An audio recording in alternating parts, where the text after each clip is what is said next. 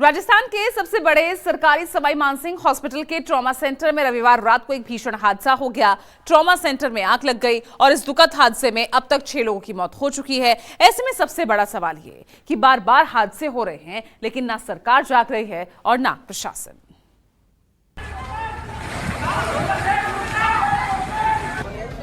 बहुत बुरी स्थिति हो।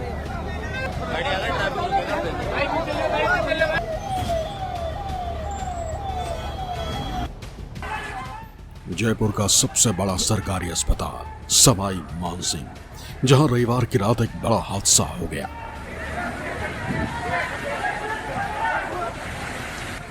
अस्पताल के ट्रॉमा सेंटर में यह भीषण हादसा हो गया। सवाई मानसिंह अस्पताल के ट्रॉमा सेंटर में आग लग गई।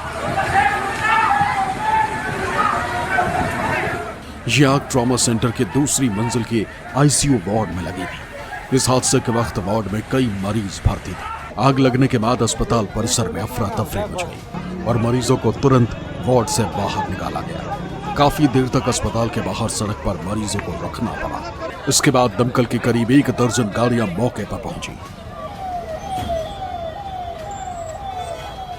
राजस्थान के सबसे बड़े सरकारी अस्पताल एसएमएस के ट्रोमा वार्ड में भीषण आग लगी, जिसमें 6 लोगों की मौत हो गई, जबकि 7 से भी ज्यादा लोग बुरी तरह झुलस गए। हालांकि अस्पताल प्रशासन ने आग को बुझाने की तमाम तरह की कोशिश की, लेकिन आईसीयू वार्ड था। आईसीयू वार्ड में गंभीर रूप से बीमार मरीज भर्ती थे, इलाज के लिए भर्ती थे, और उसके बाद यहाँ पर हर चीज आपको बिखरी हुई, जली हुई, टूटी हुई नजर आएगी, क्योंकि आग ट्रोमा वार्ड में लगी थी। तो ऐसे में सबसे बड़ा सवाल था कि जो बाकी मरीज गंभीर रूप से इलाज के लिए भर्ती थे, उनको कैसे बचाया जाए। ये अपने आप में एक बड़ा सवाल था, और यही कारण था कि आग लगने के तत्काल बाद जब धुआं तेज उठने लगा, तो इन सभी लोगों को यहाँ से जैसे तैसे जिसको जो मौका मिला वो अपने अस्पताल में मरीज को ले गया। और ये सभी तमाम चीज़ें वो है जो गवाह के तौर पर बता रही है कि किस तरह लापरवाही ने इतने सारे मरीजों की जान ले ली। ट्रॉमा सेंटर के आईसीयू वार्ड में लगी आग से धुआं और जहरीली गैसें फैल गई, जिससे गंभीर मरीजों की सांसें थम गई। दमकल की 4 गाड़ियों ने 1 घंटे की मशक्कत के बाद आग बुझाई, लेकिन तब तक देर हो चुकी थी। अस्पताल प्रशासन ने मरीजों को अन्य वार्डों में शिफ्ट किया, लेकिन 6 मरीजों को बचाया नहीं जा सका।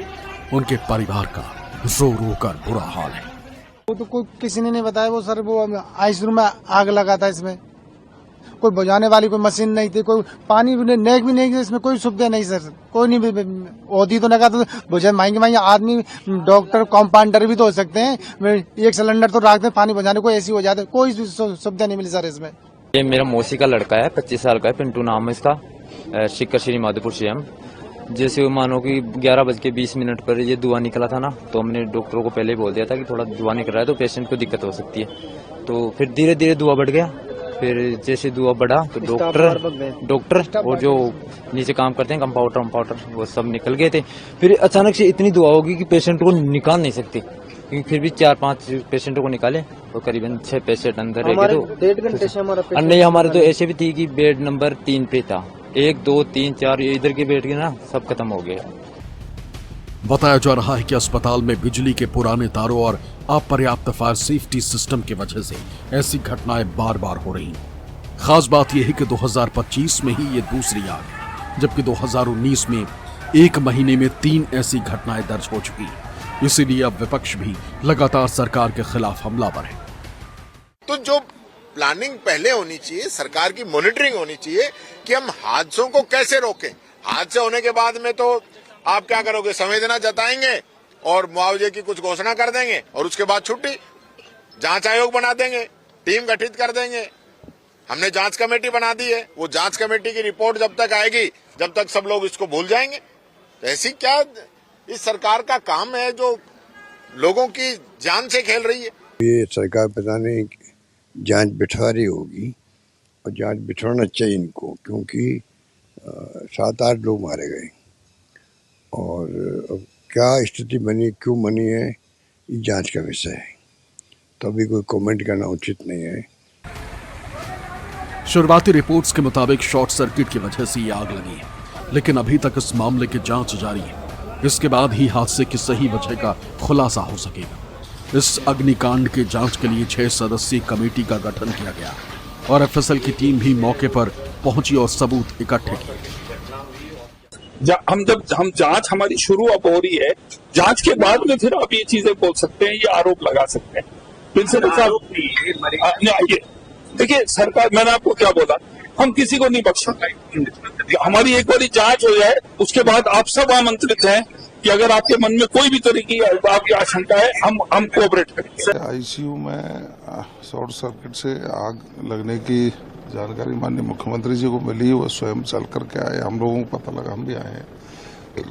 घटना दुर्भाग्यपूर्ण है, दुखद भी है बहुत ज्यादा, कि जिनका इलाज यहाँ चल रहा था और वो आग लगने के कारण कुछ लोगों की जान चली गई है। एग्जैक्ट आंकड़े अभी एसएमएस प्रशासन जारी कर देगा। हमारी प्राथमिकता है कि जो 24 लोग थे उनमें से अधिकतर को बचा लिया गया है, तो उनका इलाज बेहतर हो। जयपुर के एसएमएस अस्पताल राजस्थान के सबसे बड़े अस्पतालों में शुमार होता है। इस अस्पताल में रोजाना हजारों मरीज आते हैं, ज्यादातर गंभीर हालत में मरीज आते हैं। ऐसे में जब शॉर्ट सर्किट का कारण बताया गया तो सवाल उठने लाजमी है कि आखिर पुराने वायरिंग सिस्टम को क्यों नहीं बदला गया, क्यों यहां मरीजों की जान के साथ खिलवाड़ हो रहा है। जयपुर से केजे शिवत्सन के साथ ब्यूरो रिपोर्ट, न्यूज़ 24।